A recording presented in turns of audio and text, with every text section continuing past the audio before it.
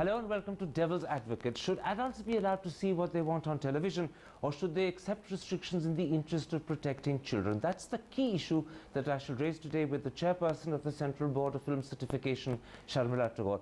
Mr. Tagore, let's start with the recent decision to prevent television channels from showing any A-certificate films. Do you believe it's justified? Do you believe it trespasses on the rights of adults? Or worse, does it treat adults like children?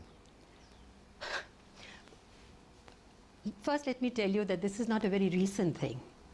In 95, there was this Cable Network Act, which very clearly spelled out that on television, only universal material would be shown. Quite right, but that act was actually ignored in the end. It wasn't enforced. That's right. Now, this new decision to enforce it, do you think it's justified? Well, obviously, I mean, adult material should not be shown to children. That's the main thing. And I don't think children should be exposed to, like say, Omkara, for instance. Like we've given it an A certified, I mean, we've certified it A. And it's going to be exhibited in halls where we can restrict the audience, and, you know, adult audience to an adult film. Whereas on television, if a film like that is shown, maybe the children will be able to see it, and we don't want that. But if the intention is to protect children from seeing films they shouldn't see, who does the onus devolve upon? Does it devolve upon the channels or upon parents and guardians? Because this decision puts the responsibility on channels, and it seems to absolve parents and guardians of regulating what their children see. I think it's a combined and collective responsibility of the government, of the channel owners, and the civil society, and parents, obviously.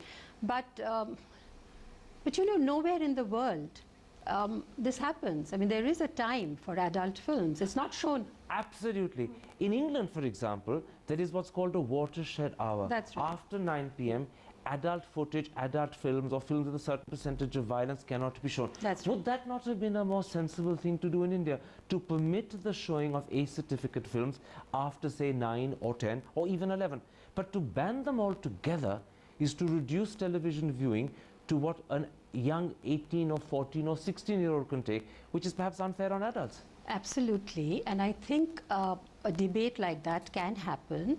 And you know, you and I don't make the law. It's the parliamentarians who have the right to change anything. But they've listened to your advice much more than mine. And we've had many conferences before, many discussions before, with all the stakeholders when the previous minister was there.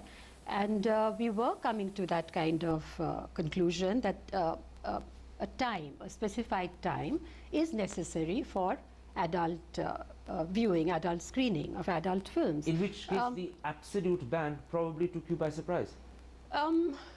Because it's not a ban. You know, I don't call it a ban. It was the rule of the land. Absolutely, but it wasn't enforced, and now it is, and now that it's enforced, it's effectively a ban. Well, that is not an excuse. The ban should have been enforced. Everybody has, as I said, responsibility. You cannot trash the law of the land. You cannot trash court orders. So you're saying, given that this is the law, it must be enforced. But you're also saying that a better way of protecting children would be a time threshold rather than an outright ban. That would be a practical and a reasonable solution, because after all, there are many adult films which are relevant, and adults would like to see it in the comfort of their own home. At a time when they can ensure that children aren't watching. Absolutely. There is another opinion which says that no, you know, the children will get up at 11 o'clock or 12 o'clock and will see it. Like Pratibha Nathani is against it, and she wants a pay channel. But you seem to disagree with that opinion, don't you? I feel that yes, you know, I think film industry is a huge economic machine, and it's doing a lot of good. It's earning revenue. It's earning awards abroad. Like, for instance, Anand Patwardhan's film. It's an A-certified film. So what you're saying is, at the end of the day, parents should assume responsibility that their children aren't watching after the watershed hour. Exactly. And I think that is a watershed is better than a ban. I think that's a reasonable compromise, and I mean, I think yes, I am in favor of it. Can I put something to you? As chairperson of the CBFC, you carry a lot of weight in the country. You would carry a lot of weight with the courts. Would you consider? Is a big deal? Is it? Would you consider petitioning the courts to ask them to revise their decision so that they instead impose a watershed, and adults after that watershed, be it 10 or 11 at night, can actually watch films as adults, and thereafter it's their responsibility to ensure that children are asleep. I think there's a better way of doing it. I think we should go to the, we can of course go to court, but we, in view of the Cable Network Act, I don't think, because we've officially we are saying that only universal films should be shown on television. But you could go to the court and ask them to revise it. Would you consider that? I don't think the court is the pertinent or the relevant body here. We need to go back to INB Ministry and tell them that come back with a change. Would you consider that? Yes, of course. So you will actually... And in fact, INB is considering something like this. So INB is considering a revision of what is at the moment an effective ban? Well, they're discussing it, that maybe there should be a time for adult films on television. And you're encouraging them down this road? I think so, yes. You support this thinking? Sure. All right, let's turn to the functioning of the CBFC. As you're perhaps aware, there have been certain criticisms, particularly of the fact that people say you have not always defended the autonomy and the authority of the CBFC to take its own decisions. They say you've permitted central ministers and state governments to intrude into your area of decision making. How so? Well, let me give you an example.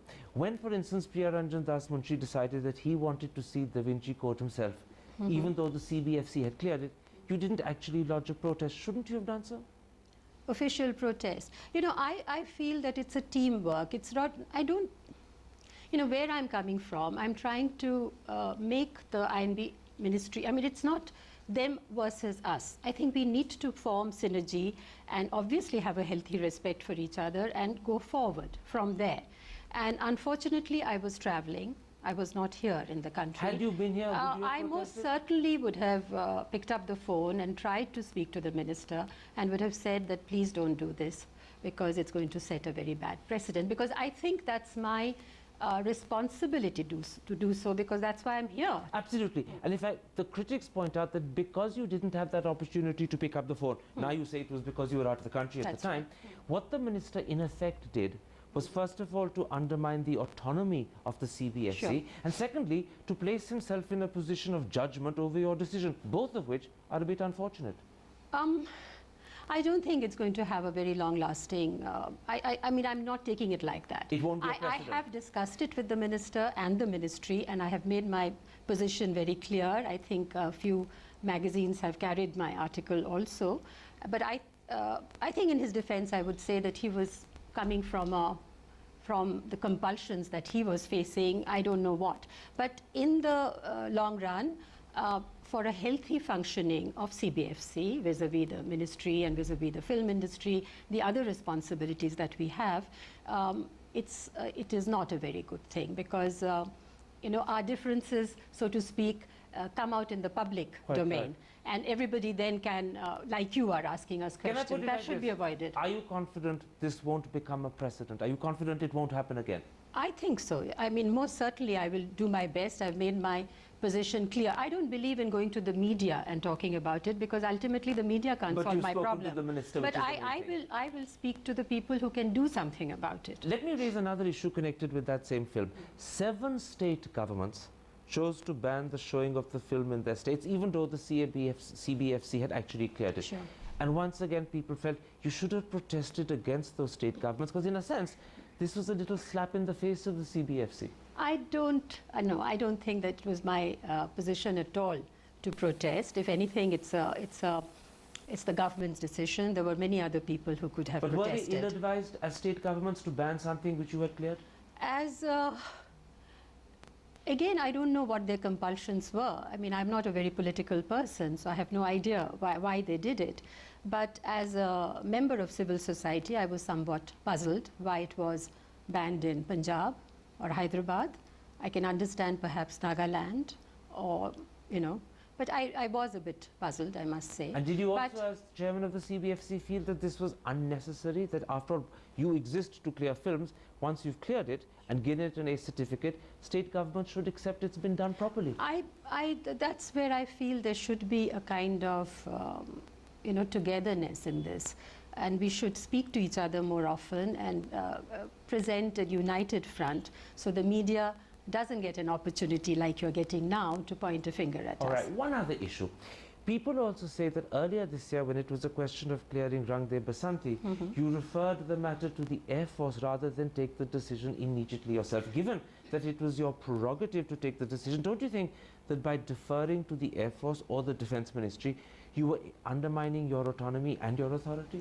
You know, the way you're saying it, that I have to defend something which is very abstract. My objective is exactly the same, what you're saying.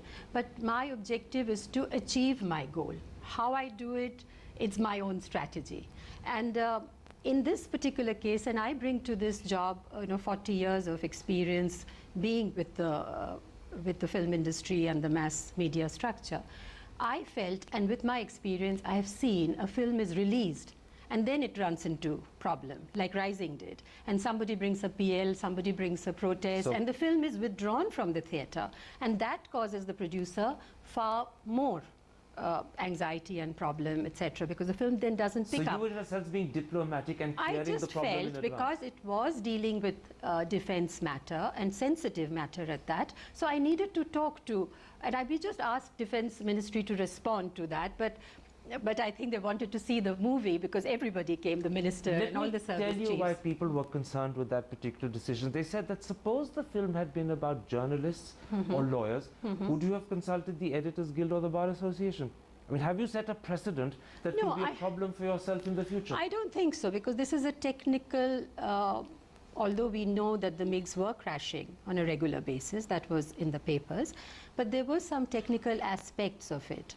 And you wanted to be safe? I wanted to be, yes, because they had written a very polite letter earlier pointing these mistakes, like police continually do so, that, why you're allowing this kind of... So once again you're saying, look at the decision in terms of the end result rather than the process, and the end result was the film got cleared. Yes, and it was very positive. They didn't, and we took them along with us. And you're saying to your critics, don't be cantankerous about the process. Yeah. Give me the right to judge the best process. Absolutely, exactly. It's the result that counts. Absolutely. All right, let's take a break at that point, and let's come back and talk after the break about the CBFC guidelines. Is there a case for revising some of them, perhaps even revoking some of them? We'll be back in a moment's time to see you after the break.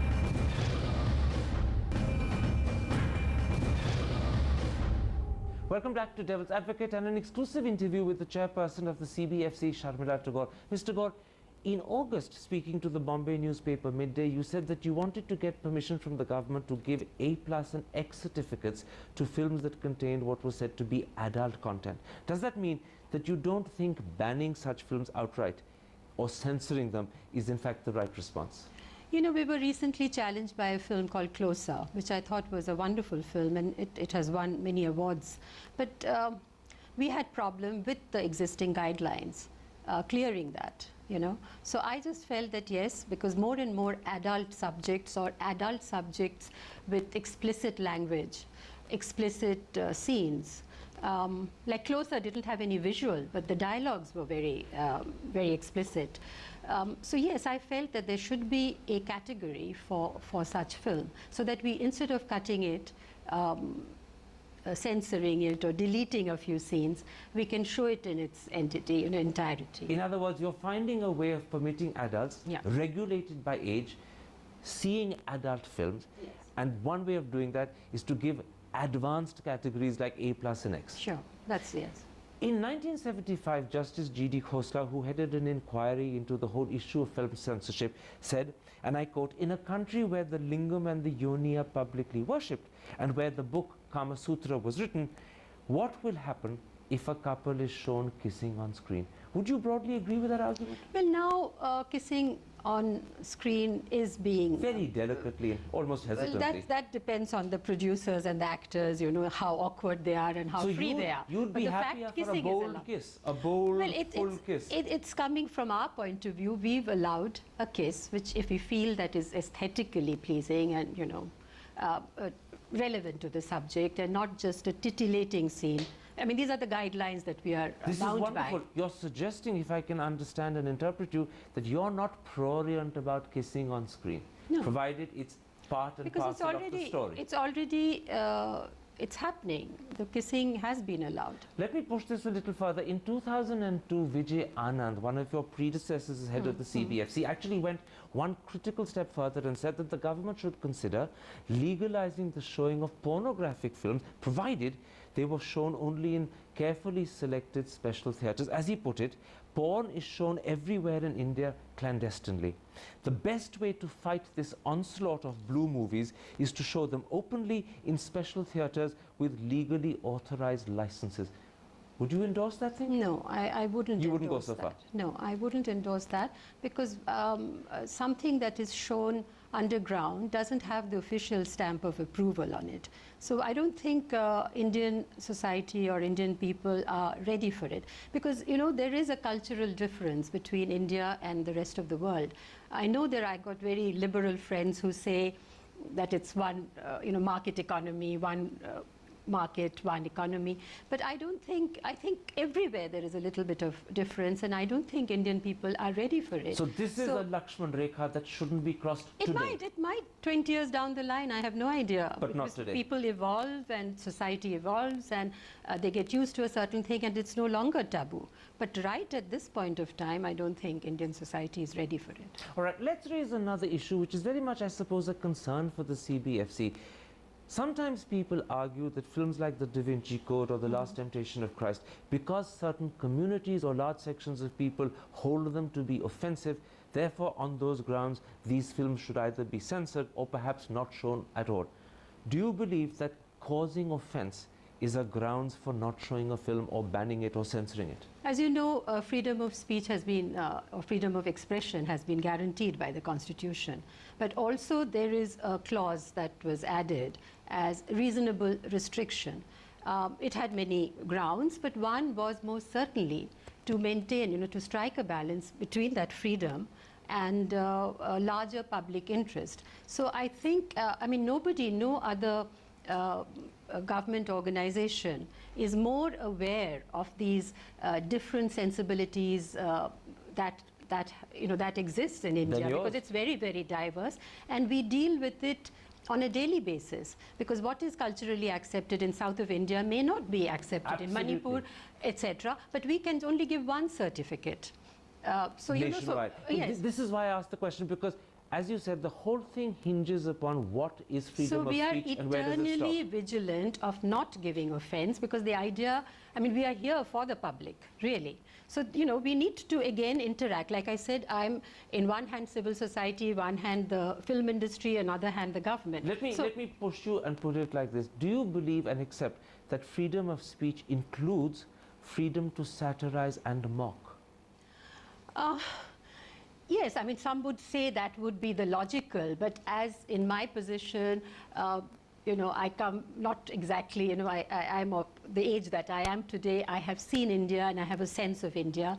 I don't think to what purpose? What would be achieved by mocking somebody, So you would say a film that mocks faith or God or mocks people or mocks individuals should not be permitted? I don't think. Yes, of course it should not be permitted. What about satire? What about satire, which is sometimes different to mocking? As long as the film, it really depends on merit, how a subject is dealt with, what is the effect. If the intention is only to mock, to give offense, then people will be offended. If the intention is not to give offense, but a kind of a discourse or a discussion or a part of a subject where something bad is shown to make like a point of an opposite point, something good. So these are the cases where we'll Is there a flip side to your position as well, which is, are you also saying to those communities and societies that get easily offended, don't always take offense? If sometimes you don't like a movie, don't see it rather than seek its ban.